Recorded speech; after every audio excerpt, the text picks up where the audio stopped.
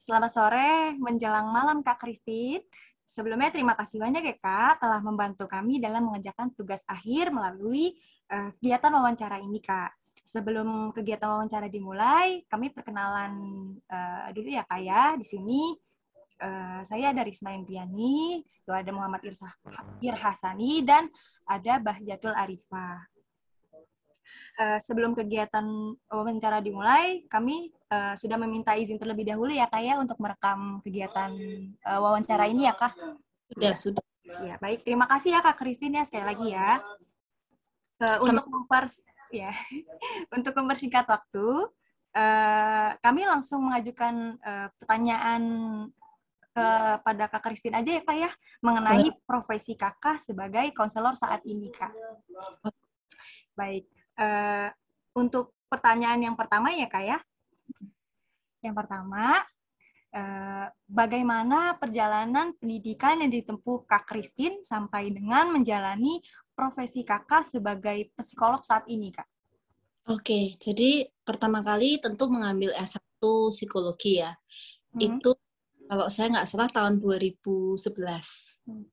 Saya kira sampai 2015, lalu saya melanjutkan ambil S2, Magister Profesi Psikologi, dengan mayor klinis dewasa, minor klinis anak di 2016 kalau nggak salah.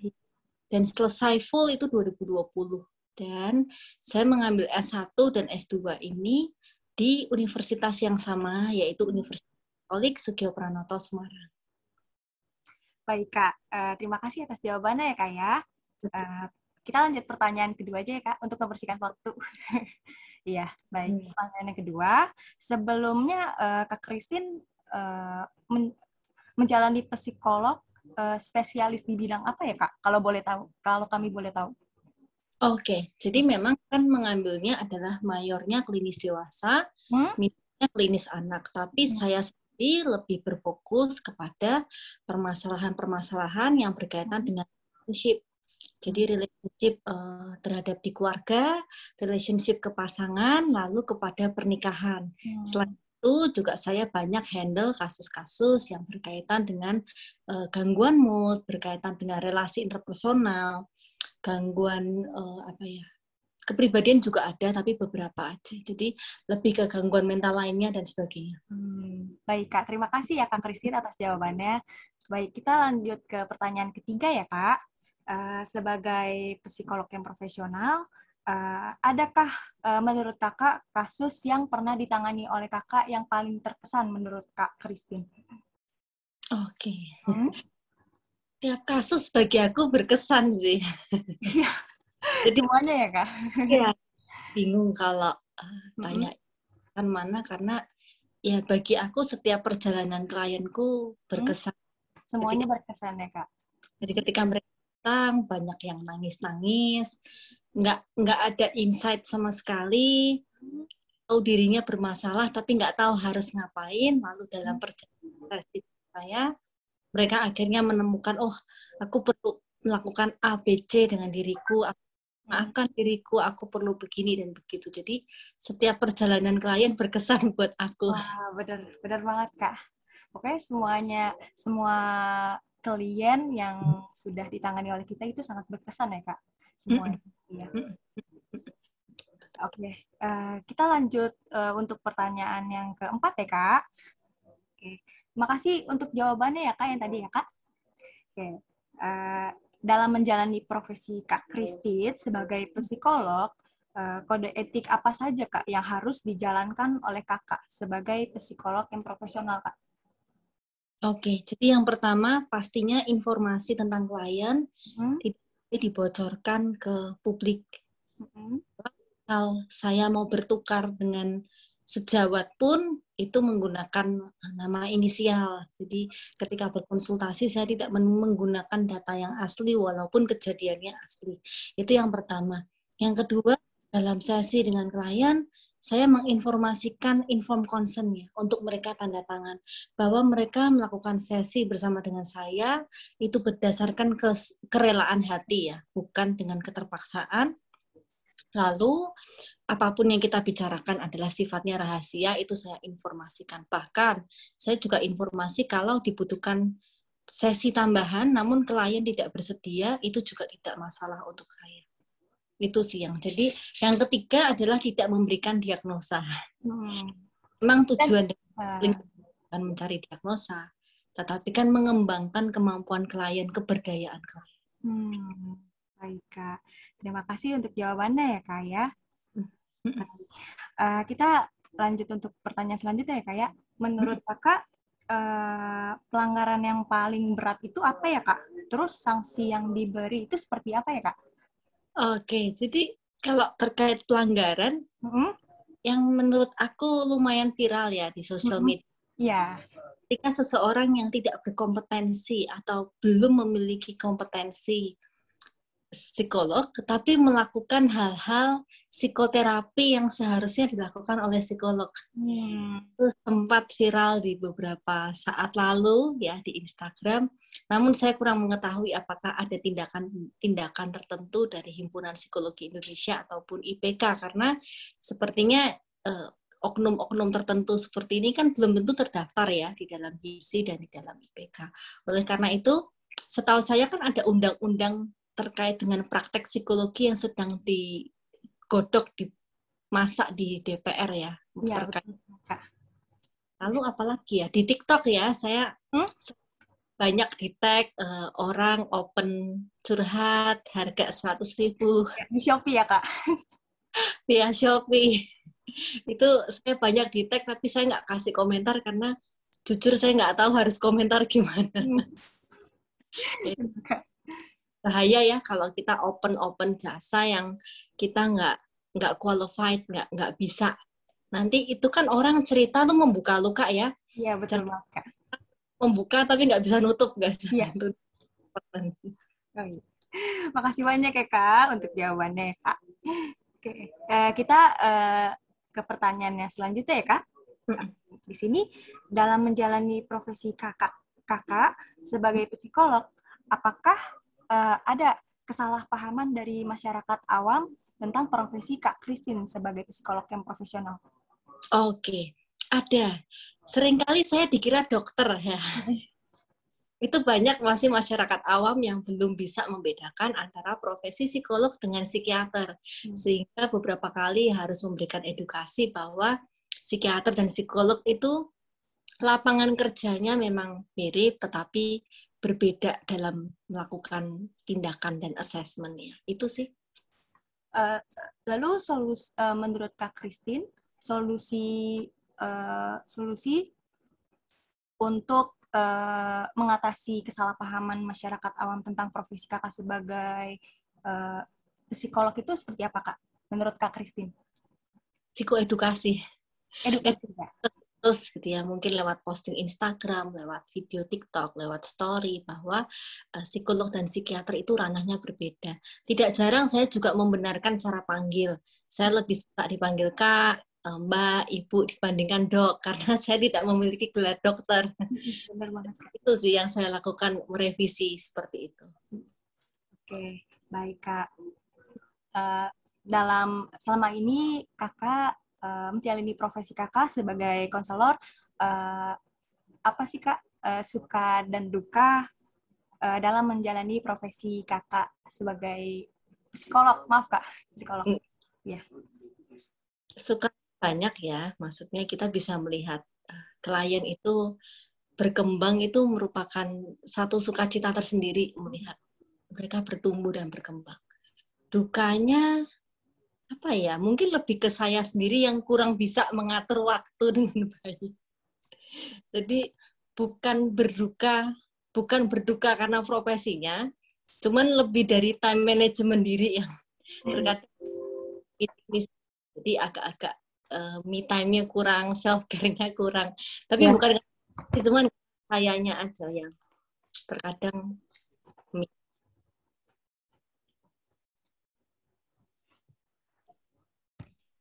Baik Kak, maaf ya Kak, saya lupa ngecas. Iya. Ya, maaf Kak, maaf banget. Iya. Baik. Teman saya barangkali ada yang mau menanyakan. Baik Kak, halo Kak, nama saya Arifah. Di sini saya mau bertanya Kak, ada nggak sih Kak selama Kakak jadi psikolog ini kayak mendapatkan kasus dari alih tangan kasus gitu loh Kak. Jadi awalnya ada ya. Coba boleh diceritakan nggak Kak pengalamannya kayak gimana? Oke, jadi alih kasus ini ceritanya pasangan suami istri yang sedang mengalami problem rumah tangga, kebetulan kontak ke teman psikolog saya, tapi teman saya di Jakarta. Sehingga sesi dilakukan secara online, padahal beliau tinggalnya di daerah Semarang. Akhirnya teman saya kontak ke saya, menceritakan kasusnya secara singkat. Apakah bisa ambil tentang kasus pasangan suami istri? Saya bilang oke, saya bisa, saya ambil dan saya tangani. Selama kira-kira 5 pertemuan ya, 5 atau 6 set. Ya, itu baik. Saya juga suami dan istri bertemu dengan jalan tengah. Oh iya, begitu ya Kak. Jadi pernah mengalami ya Kak, karena mungkin dari beda tempat sama konselor yang sebelumnya, jadi dialihkan ke Kak Christine gitu ya Kak ya. Iya, ada juga yang klien yang memindah sendiri. Jadi cocok dengan psikolog sebelumnya, lalu kontak ketemu dengan saya, memutuskan untuk berpindah. Itu juga ada, yang dipindah tangankan juga ada, saya memindahkan kasus juga ada. Jadi selama ini udah banyak banget kasus-kasus yang Kak Christine tanganin ya Kak? Iya, jadi wajar ya kalau dalam dunia kerja nanti kita mendapatkan kasus pindahan atau kita memindahkan kasus itu wajar kok, lumrah, normal. Baik. Kalau misalkan Kak Christine pernah menangani kasus yang pernikahan dini gitu nggak sih Kak? Kayak pengantinnya tuh masih muda gitu, masih usia sekolah, masih usia yang buat ya sekitar 19-an atau 20 awal gitu Kak. Pernah nggak Kak? Oke, kalau yang di bawah umur nggak ada sih. Cuman ke menangani kasus yang hubungannya sudah terlihat nggak sehat dari pacaran, kita berlanjut ke pertunangan. Galau gitu ya. Ini bagaimana? Nah, itu saya kasih edukasi bahwa apakah yakin dengan pilar-pilar pernikahan yang seperti ini, terutama di komunikasi, apakah bisa? Nah, itu baru 1 kali sesi tapi belum kembali lagi, jadi ya udah. Jadi terputus dari kliennya sendiri gitu ya kayak. Bisa ke kasus yang perselingkuhan, mengarah ke perceraian seperti itu. Terima kasih Kak Christine. Terima kasih Saudari Risma. Ya, sama-sama. Makasih juga Kak Christine ya untuk jawabannya. Kak, ada satu pertanyaan lagi, Kak. Apakah pernah ada Kakak sebagai psikolog, apakah pernah melakukan kerjasama dengan guru bimbingan dan konseling di sekolah, Kak? Oke, kalau yang ini kebetulan belum pernah ya. Itu ada rekomendasi untuk teman-teman netizen yang memang masih di bawah umur, karena kalau masih di bawah umur kan konseling dengan psikolog boleh, tapi harus sepengetahuan orang tua. Jadi saya akan kasih surat izin. Kalau secara online saya akan kirimkan surat izinnya. Nah, banyak dari teman-teman yang tidak mau orang tuanya tahu keadaannya. Nah, itu saya akan refer ke pertolongan pertama, coba ke guru bimbingan konseling di sekolah. Tapi balik lagi ya, saya nggak tahu mereka mau atau enggak ini. Iya, oke. Sebelumnya, terima kasih untuk jawabannya ya Kak Christine. Sebelumnya, Kakak pernah mengatakan bahwa Kakak menjadi psikolog di bidang dewasa dan anak-anak ya Kak? Maaf kalau salah Kak. Iya. Mayornya minornya anak, tapi saya lebih banyak ambil kasus yang dewasa. Kalau boleh tahu alasannya kenapa ya Kak? Apa karena dewasa mudah menyelesaikan masalah daripada anak-anak atau gimana Kak? Oke, jadi Kalau ini lebih ke personal ya. Alasan gak kurang profesional sih. It's okay ya, aku jujur. Memang ketika sebelum ambil S2 profesi kan melakukan research ya. Kan psikologi yang PIO itu seperti apa, psikologi yang pendidikan itu seperti apa, dan psikologi yang klinis itu seperti apa. Nah, dari awalnya memang sudah berencana klinis. Tapi bingung nih mau major yang mana. Karena kalau di kampus saya kebetulan dipisah. Kalau di kampus-kampus lain dijadiin satu terkadang. Nah, karena dipisah ini harus milih. Akhirnya tanya, oh ternyata tingkat kesulitannya, tingkat kerumitannya, psikolog anak itu sulit. Akhirnya saya berpikir, aduh kelihatannya ini bukan jiwa saya di sini. Jadi saya switch aja, saya ambil yang mayornya dewasa, minornya anak. Jadi anak pun saya biasa ambilnya yang remaja, bukan yang masih di bawah usia remaja dan mengalami gangguan-gangguan tertentu ya. Misal gangguan belajar atau ADHD, dan seperti itu saya nggak tangani. Oke, baik. Terima kasih Kak Christine untuk jawabannya ya Kak. Sepertinya pertanyaannya semuanya sudah cukup ya Kak, sudah terpenuhi semuanya dalam tugas kami. Terima kasih banyak ya Kakak. Terima kasih juga, saya sudah di kontak, sudah dipercaya untuk membantu tugas kalian semua. Semoga nilainya baik ya. Amin. Terima kasih Amin. Terima banyak kasih Kak Kak. Christine. Kakak juga ya, semangat Kak kerjanya. Bismillahirrahmanirrahim. Halo, assalamualaikum warahmatullahi wabarakatuh. Waalaikumsalam warahmatullahi wabarakatuh. Alhamdulillah hari ini kelompok 4. Hari ini kelompok 4 mau mengadakan sebuah wawancara dengan seorang bidan. Ini nama bidannya adalah Kak Lutfia. Lutfia doang kan ya namanya Kak? Iya. Nggak ada kepanjangannya. Paling Y-nya 2 ya? Apa F-nya yang 2 sih? Y-nya 2. Iya, Lutfia, pokoknya namanya gitu, Lutfia. Kak Lutfia ini seorang bidan. Dulu itu Hani kenal sama Kak Lutfia itu karena dia itu kakak kelas pas di SMP, di MTS. Doi kebetulan emang pinter sih dari MTS, tuh masuk kelas unggulan mulu. Cuman nggak tahu ternyata gedenya udah jadi bidan, sekarang udah punya beberapa pengalaman. Udah berapa tahun Kak kerja? Udah mau 2 tahun. Udah 2 tahun. Berarti waktu itu lulus tahun berapa sih? 2018 atau 2019 sih? Apanya kuliahnya? 2019. Oh iya benar-benar. Hani lihat soalnya di IG-nya. Terus pertama kayaknya itu aja ya, pengenalannya biasa aja, namanya Kak Lutfia. Sekarang umur kakak berapa?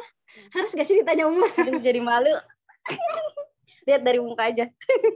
Ini kira-kira masih 19 tahun lah insya Allah.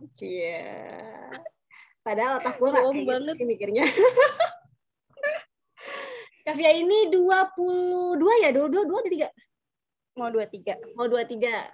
Soalnya bedanya cuma setahun sama Hani. Jadi dia 23. Iya. Terus masih muda, masih single.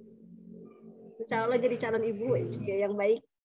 Kayaknya nanti karena dia bidan, kayaknya dia ngelahirinnya sendiri deh tanpa bantuan orang lain. Yoi. Narik sendiri. Iyalah, ngadan sendiri aja udah. Tapi ya sebelum sampai ke bidan ini nih, kira-kira cerita dari jalur pendidikan yang udah kakak tempuh tuh apa aja sih? Kan kalau biasa ya kalau misalnya sekolah kan dari RI, MTS, MA, MAN, kemarin juga MAN ngambilnya jurusan IPA ya kan. Terus akhirnya kuliah ngambil di D3 Kebidanan Poltekkes Jakarta 1. Gitu. Kan nempuh 3 tahun gitu. Baru deh kelar. Oh, belum ada sertifikasi berarti ya? Langsung kerja abis itu? Oh, udah. Sertifikasinya apa aja kira-kira? Kalau sertifikasinya ya itu kan ada ujian-ujian. Jadi selama di kuliah juga kan emang kita ada praktek-praktek, ada dinasnya juga. Terus juga emang pas di keluar juga ada ujian lagi. Oh, jadi kalau dia itu sertifikasinya pas menempuh pendidikan itu ya? Iya, jadi setelahnya ada ujian lagi. Nah, itu dapatnya kalau itu lulus ya udah sertifikasi. Oh, kira-kira udah berapa sertifikasi sih yang udah dipegang sama Kak Fia? Sertifikasi baru 1. Ya maksudnya ya itu udah boleh izin kerja. Udah boleh ya. Syarat utama pokoknya udah itu ya. Iya. Paling sama ini ya sertifikasi nambah kemarin baby spa. Oh, baby spa. Oh, ya. Ya, Yang jadi udah online megang itu kan beasiswa sih? juga. Iya, yang kayak misalnya home care ya Oh, kan.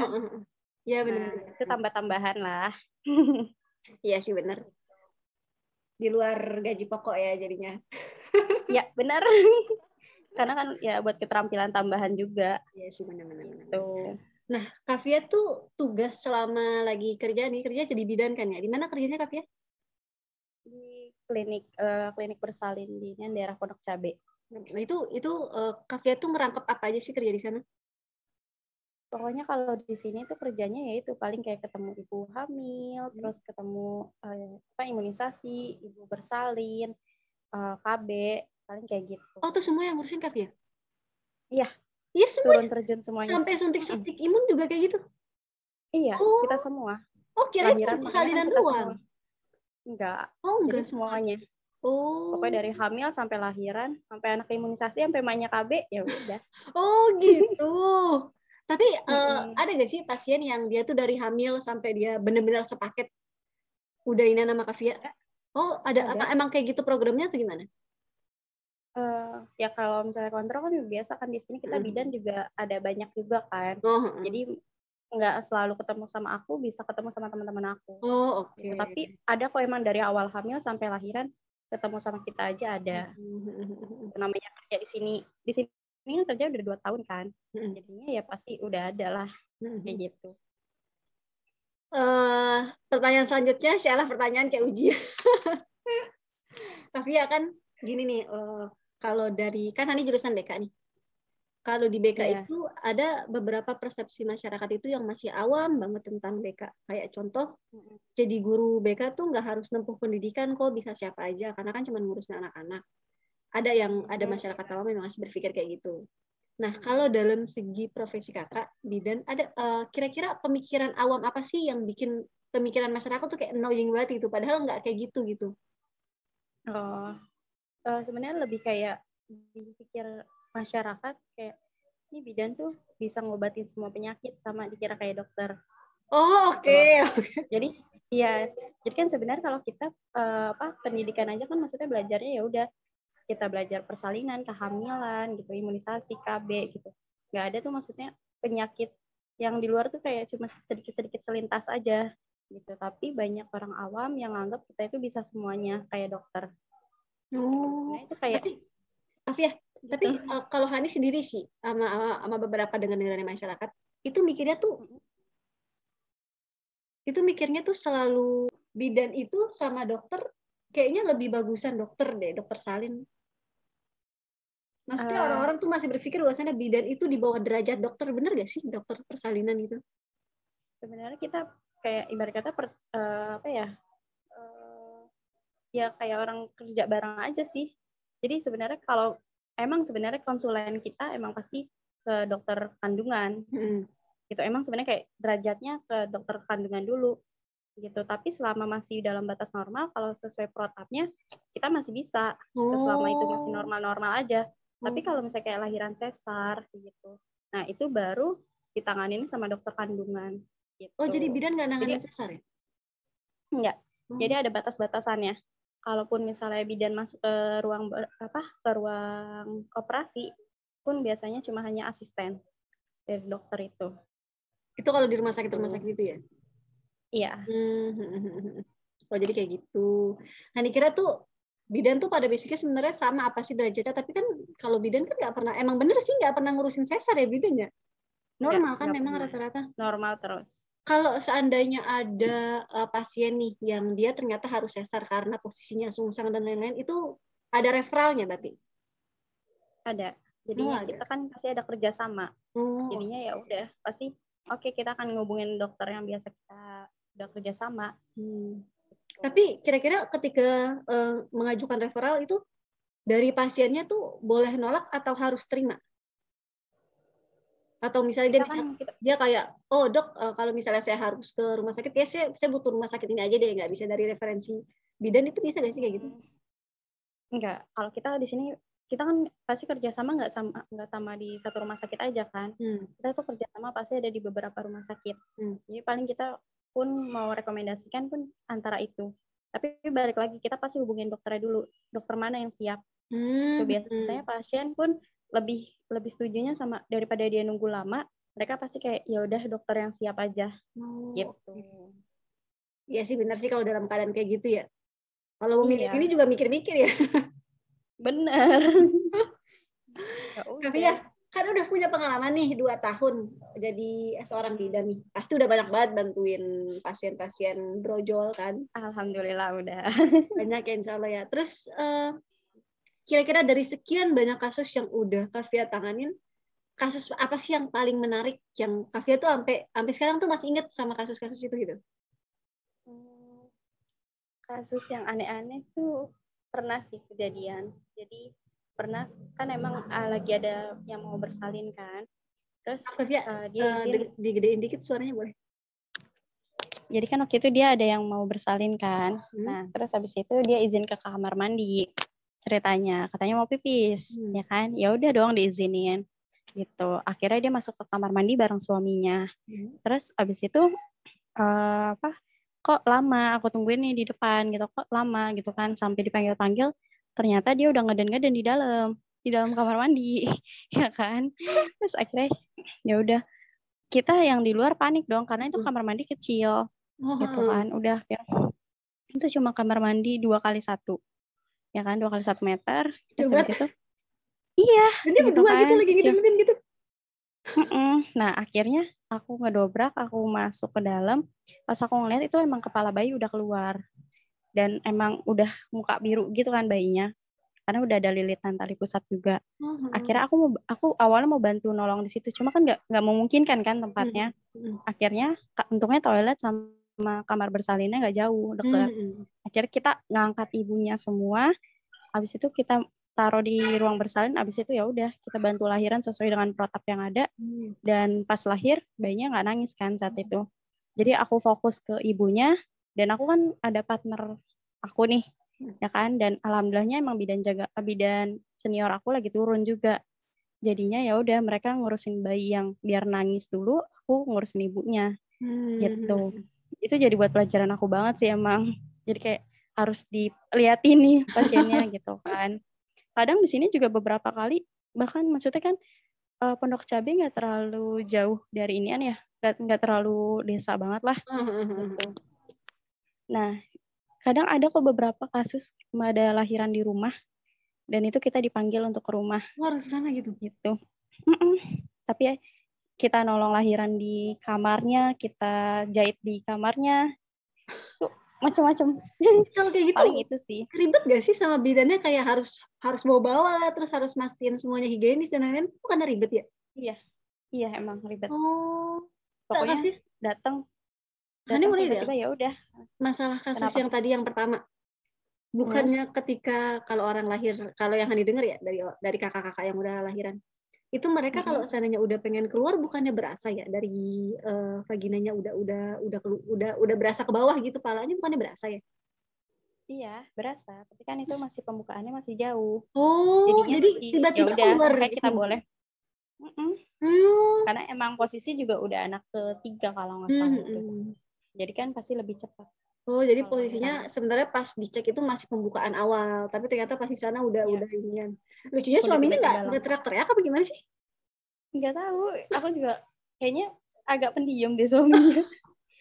Ya udah, akhirnya baru kita panggilin baru dia keluar dari kamar mandi. Tapi itu benar-benar kamar mandi emang kecil. Tapi untungnya datangnya cepet ya Mas Hani. Kalau sana udah posisi apa sih, bayinya udah keluar kepalanya dan kemudian udah kelilit sama tali pusar, itu kalau udah didiemin bisa los kan ya? Iya benar, bisa. Bahaya banget. Apalagi itu kan maksudnya kayak gitu aja lahir udah nggak nangis. Iya benar. Gimana kalau kita diemin aja bayinya juga ya udah bisa meninggal mungkin. Berarti emang harus siap siaga banget ya. Harus peka juga ya. Untungnya peka kakak. Kalau misalnya nggak peka tuh bisa los juga itu. Iya benar, makanya itu udah dipanggilin dari luar, makanya kayak kok ada yang nggak beres nih gitu, ngerasa tuh parah sih emang itu. Benar-benar sampai sekarang nggak dilupain banget. Itu tahun keberapa tuh Kak? Itu kejadian tahun kemarin. Tahun kemarin. Tahun pertama yang udah langsung dikasih cerita. Ketemu yang aneh-aneh. Iya, makanya. Untungnya udah ada pengalaman kan. Maksudnya setahun kan lumayan ya. Afia, pertanyaan selanjutnya nih. Sebenarnya dalam kita menjalani profesi itu kan kita pasti punya kode etik ya. Iya, ada kode etik. Ya, pasti. Pasti kan ada kode etiknya. Kira-kira kayak contoh misalnya nih, dalam psikolog itu kan kita nggak boleh menjalani praktek psikiater atau yang lain-lain kalau kita belum S2. Harus S2 dulu, sertifikasi dulu, baru tuh itu kode etiknya kayak gitu. Kalau dalam bidan itu kode etik yang dijalani itu apa sih? Nggak harus semua sih. Sebenarnya yang pengen dibahas di wawancara kali ini lebih kayak ke pelanggarannya. Oke. Tentang pelanggaran-pelanggaran ya. Sebenarnya kalau misalnya di kebidanan, itu kalau misalnya kita mungkin ada salah tindakan yang kayak cuma hanya salah pemberian obat, atau misalnya ada kesalahan tindakan-tindakan yang nggak membuat perparah pasien itu, biasanya kita tindakannya baru administratif aja. Contohnya, gitu. Maksudnya administratif gimana? Misalnya kayak kita mungkin salah kasih obat, gitu kan. Nah itu paling ya itu masalahnya di situ aja. Tuh, itu kan nggak yang terlalu fatal banget, tapi balik lagi sih obat apa yang kita kasih, gitu. Ibarat kata kalau misalnya nggak fatal-fatal banget ya masih rendah lah gitu kan kode etiknya gitu. Tapi kalau misalnya kita ada kelalaian saat persalinan, nah kelalaian ini nih hampir baru hampir mau menuju ke kematian, misalnya kematian pasien itu. Nah itu biasanya kita baru bisa kena hukum pidana. Hukum pidana. Serius? Benar, serius. Itu sesuai protapnya ya. Sesuai undang-undangnya. Berapa tahun? Di penjara gitu? Di penjara berapa tahun gitu? Iya. Di penjara kalau sesuai dari undang-undang sih yang aku baca ya, itu 3 tahun. Oh, oke. Tapi kalau sampai... Iya. Serem juga. Bahkan kalau sampai... Iya, emang gitu. Tapi bahkan kalau sampai meninggal, ya itu kita bisa sampai 5 tahun dipidana. Tapi itu karena kelalaian ya. Oh iya. Kalau kelalaian, kalau misalnya bukan karena kelalaian, emang karena kita udah sesuai sama peraturan yang ada, prosedur yang ada, terus kan kita emang akan ada sidangnya juga kan. Nah sidangnya kita menang, maksudnya kayak bidan yang menang, bidannya nggak salah, ya itu kita bebas dari itu. Gitu. Nah balik lagi nih ke kejadian yang pas lahiran di kamar mandi itu. Itu pas saat nolong lahiran, di otak aku cuma gini, aduh mati nih, kayaknya kalau sampai kenapa-napa anaknya sampai meninggal, habis ini pasti aku yang dipanggil, karena di situ posisinya aku yang bantu ngelahirin ibunya. Jadi ibarat kata aku poin utamanya, aku bidan utamanya di situ. Nah itu aku tuh pemikiran aku udah kepecah ke sana saat nolong lahiran. Pas nolong kan gini, aduh mati nih gue, gimana? Ada di penjara nih kalau salah nih gitu. Kayak aduh masa depan gimana nih gitu kan. Terus kayak aduh kalau sampai ini ketahuan terus sampai meninggal gitu kan, harus sidang yang aku ikutin kayak gimana gitu kan, tindakan aku salah di mana ya, aku di situ langsung evaluasi diri gitu loh. Makanya langsung kayak aduh untungnya banget tuh emang kayak bayinya sehat, ibunya sehat, untungnya banget gitu. Yang selamat jadi bukan bayinya doang, Kavianya juga selamat. Ya benar. Serem banget loh, serem banget. Nggak mau. Tapi kalau seandainya nih, kan udah di penjara nih, sertifikasi dan lisensi prakteknya juga dicopot gitu? Iya. Udah nggak bisa lagi? Biasanya mungkin ada sidangnya lagi untuk kalau misalnya dia mau ituan. Mungkin ya. Oke. Takut-takut kan kalau nggak dikembaliin lagi udah jadi pengangguran, kan nggak lucu kalau kayak gitu kan? Iya, benar. Untung cewek ya. Iya. Untung cewek bisa jadi ibu rumah tangga. Aneh-aneh deh, kenapa sih bidan itu harus cewek? Nah, sebenarnya kalau di Indonesia sendiri emang iya bidan itu emang cewek.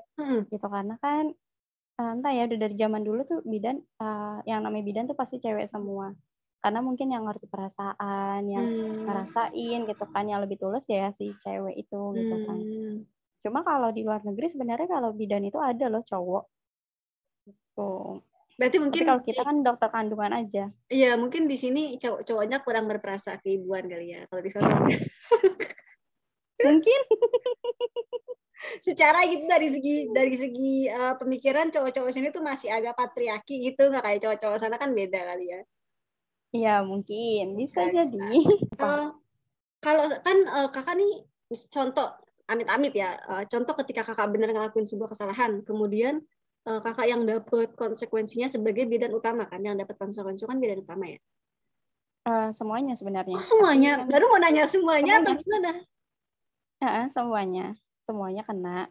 Tapi kan yang ngambil tindakan seorangnya pasti akan diteliti. Jadi kayak diselidikin nih apa yang aku udah kerjain, apa yang teman aku kerjain gitu. Udah sesuai belum nih sama protapnya? Gitu. Dua-duanya dapat. Tapi jadi dilihat siapa yang salah. Hukumnya sama gitu. Walaupun kakak kena 3 tahun, bawahan kakak juga kena 3 tahun gitu. Enggak. Oh, enggak beda. Sesuai tindakan. Beda. Oh, oke. Jadi tindakan paling berat tanggung jawab paling berat itu ke siapa gitu? Iya, tindakan siapa yang salah, siapa yang lebih banyak salah. Well, sebentar. Kalau kayak gitu berarti ternyata tindakan paling besar kesalahannya itu ada di si perawat nih, bukan si bidan. Berarti bisa perawat yang paling gede kena hukuman? Bisa. Oh gitu. Walaupun PJ-nya kakak gitu. Gimana ya? Kurang tahu sih ya, lebih ke sananya. Itu kode etik yang paling berat itu pelanggarannya. Iya. Ada gak sih di bawah itu tapi kayak middle gitu? Entah cuma diambil sertifikasinya doang atau dia udah nggak boleh praktek lagi, itu ada gak sih? Paling kalau itu sih lebih, kalau misalnya sertifikasi yang diambil itu biasanya kayak misalnya ada yang kayak nerima ngegugurin janin, aborsi, kayak gitu. Paling itu yang langsung dicabut. Tapi bidan nggak boleh kan ya terima guguran janin? Contoh ada yang MBA semuanya gitu. nggak ada yang boleh. Oh, itu nggak boleh. Semuanya nggak ada yang boleh. Semua tenaga kesehatan nggak ada yang boleh menerima hal itu. Gitu. Makanya kalau misalnya ada yang kayak gitu, ilegal. Pasti. Tapi itu jatuhnya menghilangkan nyawa dong kalau gugurin. Iya. Jatuhnya penjara lagi dong. Ya, kayak penjara juga kayaknya kemarin sempat ada masalah deh. Kan ada tuh rumah sakit yang nerima aborsi. Itu ada waktu itu. Lupa di daerah mananya, dan itu kan ketahuan itu ilegal. Akhirnya 50 bidan ketangkap semua. Gitu. Tapi untuk lebih lanjutnya kurang tahu ya bermasalahnya. Tapi ada yang kayak gitu. Ada bidan, dokter juga pada kena yang pada bersangkutan di sana. Nah, tapi basicnya kalau seorang pengen aborsi dan lain-lain itu memang udah nggak boleh ya, karena emang nggak disiapin juga fasilitas untuk kayak gitu kan ya sebenarnya berarti. Nggak boleh. Jadi sebenarnya kalaupun emang obat-obatan ya pasti ada aja sebenarnya, tapi kan nggak boleh, kita kan menghargai nyawa orang kan. Jadi kita nggak akan nerima. Dosanya juga besar kan? Iya sih. Kayak gitu. Walaupun walaupun nih kayaknya anaknya cacat atau apa, enggak udah aborsi aja, tetap nggak boleh kan kayak gitu berarti ya?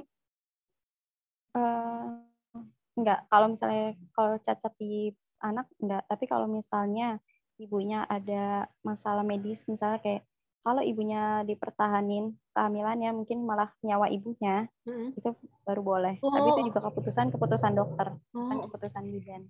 Oke. Berarti itu kalau udah mendesak banget ya, kalau misalnya cuma atas permintaan karena hal-hal yang nggak usah ya. Iya, itu nggak bisa. Sebenarnya kalau maaf ini kalau agak privasi ya.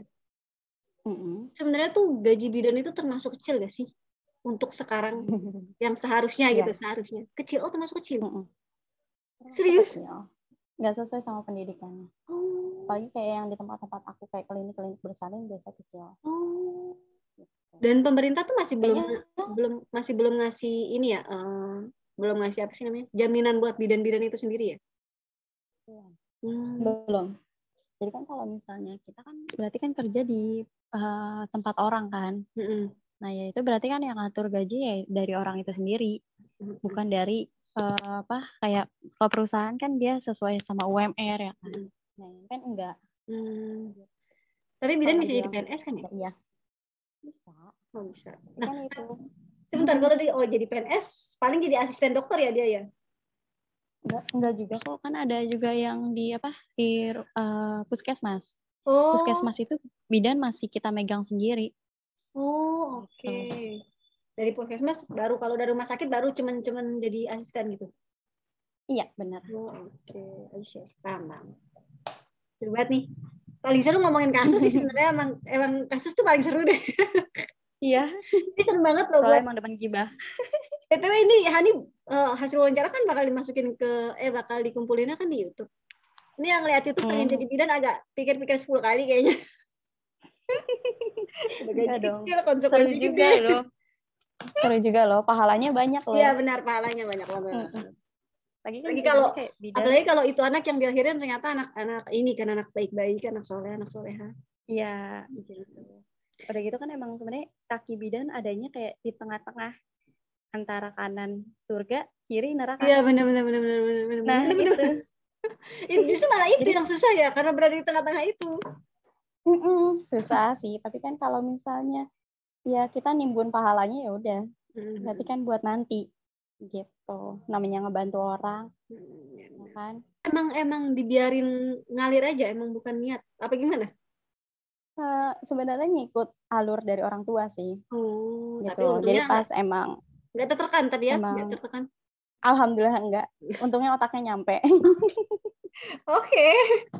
Mungkin kalau gue tertekan kali ya posisinya di situ kalau saya disuruh jadi bidan. Ya enggak juga dong. Sesuai niatnya.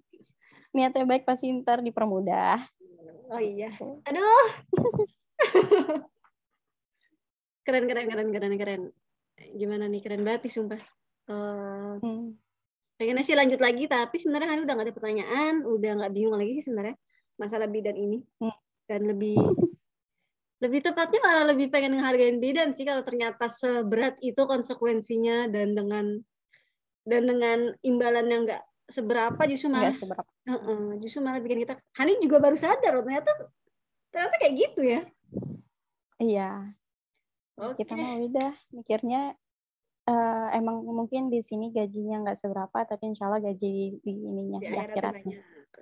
Iya. Amin. Kita udah kelar nih wawancaranya, Cia.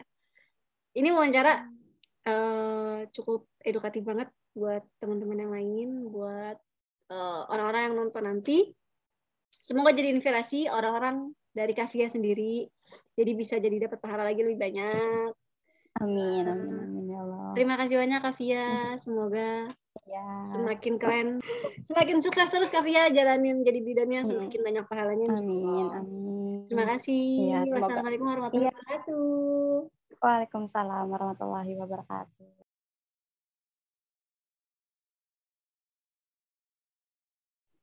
Assalamualaikum warahmatullahi wabarakatuh. Waalaikumsalam warahmatullahi wabarakatuh.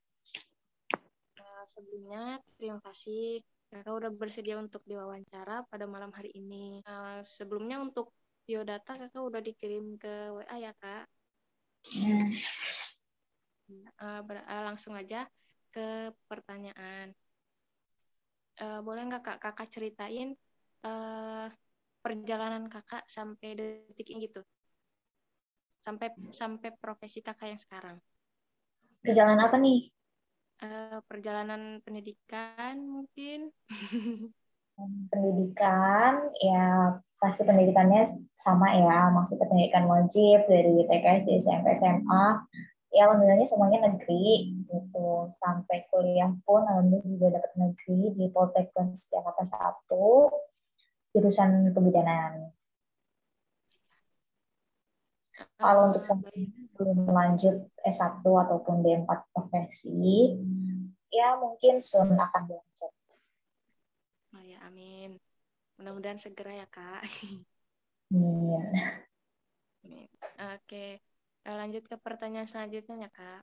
Nah, kalau di masyarakat kita kan masih gimana gitu, Kak, sama gimana ya, sama profesi-profesi gitu. Nah, ada nggak sih Kak kesalahpahaman masyarakat gitu terhadap profesi Kakak? Oke. Aku baru paham nih pertanyaan kamu yang ini. Iya. Ada, gitu. Kenapa aku bilang? Karena sekarang bidan, bukan sekarang ya, bahkan dari dulu, sebenarnya bidan itu masih disandingkan dengan paraji, gitu. Jadi orang menganggap kenapa mesti gue harus ke bidan bayar mahal, sedangkan ada paraji yang bisa nolong gue lahiran. Gitu. Padahal mereka nggak tahu betapa safety-nya kita dan betapa tidak safety-nya para paraji. Tuh, jadi ya salah pahamannya masyarakat masih memilih paraji atau dukun untuk ngelahirin ya daripada ditolong sama bidan. Gitu. Tapi benar nggak sih Kak kalau paraji itu sekarang nggak dibolehin? Oh ya, memang sebenarnya nggak dibolehin gitu untuk nolong apalagi gitu. Kalau ya cuma kan pemerintah kita tidak melihat itu gitu. Mungkin melihat hanya di berbagai di daerah-daerah tertentu ya. Tapi kalau masih daerah pedalaman itu kan enggak gitu, masih belum peraturannya tuh masih belum ditegakkan lah gitu untuk apa Berarti masih agak lemah gitu ya Kak? Ya, itu bisa dibilang gitu. Makanya sebenarnya dari kitanya, dari bidannya yang mengajak nih para paraji, ayolah kalau lu mau nolong masyarakat, kayak lu dulu nolong masyarakat, ya kerja sama kita gitu. Lo juga harus safety gitu. Tapi karena lo nggak belajar, ya lo boleh ngelihat itu pasien, tapi tetap dibawa ke kita gitu intinya. Biar biar para dukun atau para paraji ini juga nggak ibaratnya nggak mati lah di masyarakat gitu. Tapi kita juga dapat achievement di mata masyarakat gitu. Oh ya. Berarti emang harus adanya kerjasama gitu ya antara paraji sama bidan. Ya karena kalau paraji kan masih mengikuti ini kan budaya zaman dulu kan. Nah masyarakat makanya lebih percaya dengan paraji. Sedangkan kalau kita kan bidan ini kan mengikuti ilmu yang berkembang kan. Makanya ya masyarakat kok gini sih dulu nggak gini ya, masih ada kata dulu kok nggak gini gitu. Ya, jadi mungkin karena melihat ada perbedaan juga kali ya Kak ya. Oke, lanjut ke pertanyaan selanjutnya ya Kak. Nah, selama Kakak berprofesi sebagai bidan tuh ada nggak sih Kak pengalaman yang paling berkesan untuk Kakak itu, menurut Kakak, bagi Kakak? Pengalaman yang paling berkesan? Gak ada. Ya udah gitu. Ya udah emang jadi bidan kerjaannya nolong, nyuntik, imunisasi, apalagi gitu. Ya paling ilmu-ilmu yang berkembang sekarang pijat bayi lah atau apa. Tapi kalau yang paling berkesan banget, nggak ada sih. Karena ya bukan berkesan karena memang itu tuntutan pekerjaan ya apa yang kita lakuin ya memang itu yang kita pelajarin jadi ya biasa aja. Biasa aja. Barangkali ada pasien yang nyasar gitu. Maaf Kak, kalau mau kalau Hani boleh nanya. Maksudnya tuh kayak pengalaman paling unik yang pernah Kakak jalanin selama jadi bidan, kayak contoh ibunya yang tiba-tiba nangis histeris, kayak atau misalnya dia yang tiba-tiba pingsan dan lain-lain gitu, kayak pengalaman-pengalaman unik selama menangani orang lahiran gitu. Kalau aku nggak menganggap unik ya, kalau unik kan ibaratnya satu dari sekian banyak gitu. Kalau ini hampir sebagian besar, jadi aku nggak menganggap itu unik gitu. Kalau untuk yang histeris, ya kebanyakan kayak gitu, histeris gitu. Mungkin menolong ini ya, orang yang gangguan jiwa pun sama orang yang gangguan saraf, ya kan artinya aku udah ketemu 2-3 yang seperti itu. Jadi aku nggak menganggap itu unik. Sih gimana? Tapi pernah menangani pasien yang ada gangguan mental atau apa? Oh pernah. Pernah. Kalau misalkan nanganin yang gangguan jiwa gitu kan otomatis kayak mungkin dia ngamuk apa gimana gitu. Nah, ya. Nenangin pasiennya itu gimana Kak? Kalau untuk cara nenanginnya nggak ada. Kita pegangin. Jadi nggak bisa sendiri. Harus banyak orang. Gitu. Kirain harus dielus-elus gitu supaya tenang gitu, enggak ya Kak?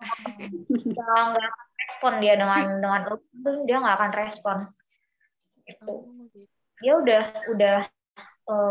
ibaratnya fokusnya dia hanya di rasa sakitnya aja gitu. Jadi mau kita kita ngomong pun juga kan dia ibaratnya nggak ada respon kan gitu. Walaupun maksudnya dalam arti dia lagi nggak kesakitan pun kita ngobrol kan dia nggak ada respon, apalagi pada saat dia kesakitan ya dia udah ibaratnya udah main fisik aja, dia tendang sana dia tendang sini, dia guling sana dia guling ya kayak gitu.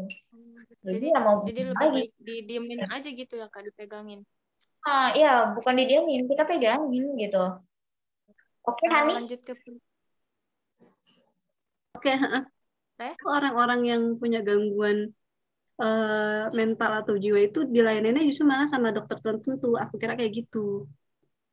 Ada dampingan dokter gitu. Cuma kalau di puskesmas nggak ada dokter opjin. Oh iya. Ya, ada. Kalau misalkan di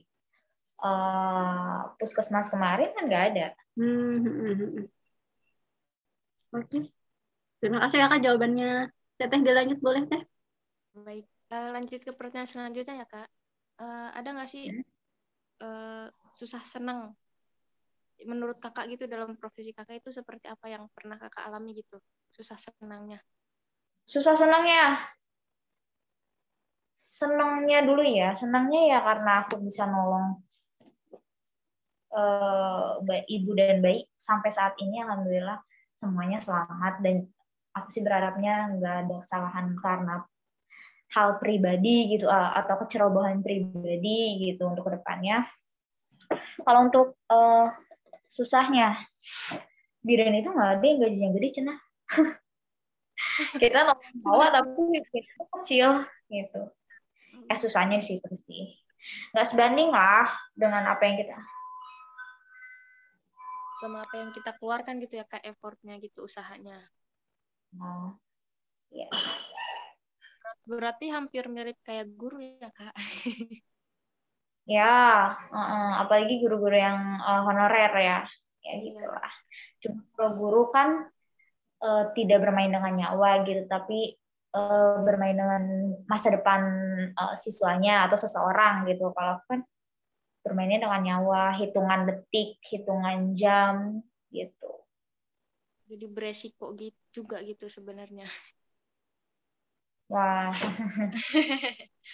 Oke, lanjut ke pertanyaan selanjutnya Kak. Nah, kalau setiap profesi itu kan pasti dia ada kode etik yang emang harus dijalani gitu. Nah, kalau di profesi Kakak sendiri itu sebagai bidan, ada nggak sih Kak kode etiknya gitu? Ada lah, pasti semua profesi itu ada kode etiknya. Gitu. Bagaimana cara kita berkomunikasi dengan pasien, gimana cara kita untuk keep masalah-masalah pasien gitu, gimana kita menangani pasien dengan gejala ini gitu, aturan-aturan yang ada untuk bidan gitu, ya itu pasti adalah kalau untuk kode etik itu. Kalau misalkan kode etiknya itu nggak dijalankan dengan baik, ada nggak Kak kayak mungkin pelanggaran sama sanksinya gitu? Ada sanksinya. Kalau untuk sanksi di kita kan pasti direvisi terus kan, gitu. Maksudnya diupdate terus. Kalau untuk ditanya ada sanksinya atau enggak, ada, pasti ada. Gitu, penjara udah pasti, ya kan, denda udah gitu ya, tergantung kesalahannya apa. Contohnya gimana tuh Kak? Ada contoh nyatanya gitu? Kalau untuk saat ini aku sih belum pernah nemuin ya, maksudnya di wilayah kerjaku gitu. Tapi iya, tapi kalau ditanya ada apa enggak, ada pasti. Masalah, apalagi masalah kematian bayi yang paling sering itu pasti ada. Kalau memang itu benar-benar kesalahan dari bidannya, maksudnya human error gitu ya, pasti adalah untuk hukuman penjara pasti ada. Yang paling pasti adalah izin praktiknya dicabut. Nah, kalau udah dicabut gitu, ada kemungkinan dibalikin lagi nggak Kak? Kemungkinan dibalikin lagi? tergantung ini ya. Apa sih ya namanya? Attitude dalam profesi. Bisa saja, tapi nggak dalam jangka waktu dekat. Berarti tetap bisa gitu, cuman nggak secepat itu, Kakak. Tergantung keputusan dari organisasi profesinya. Misalkan kalau bidan, IBI, Ikatan Bidan Indonesia, ya tergantung itu. Gitu. Baik. Berarti bagaimanapun juga harus tergantung organisasinya juga ya, Kak? Iya, pastilah. Karena kan itu masalahnya menyangkut dengan profesi kan. Itu. Jadi bukan cuma nama satu orang aja yang dipertaruhkan, tapi nama bidannya yang dipertaruhkan. Gitu. Nama kebidanannya. Jadi emang harus hati-hati juga dalam berprofesinya. Iyalah, pastilah. Semua ada resikonya. Baik, Kak. Untuk pertanyaan seperti itu aja. Terima kasih sebelumnya Kakak udah bersedia diwawancarai. Sama-sama. Terima kasih juga. Saya belum jadi Kakak sehat selalu. Amin. Kalian juga jaga kesehatan, maskernya jangan lupa. Oke. Saya tutup ya, Kak. Oke. Terima kasih banyak. Terima kasih banyak, Kakak.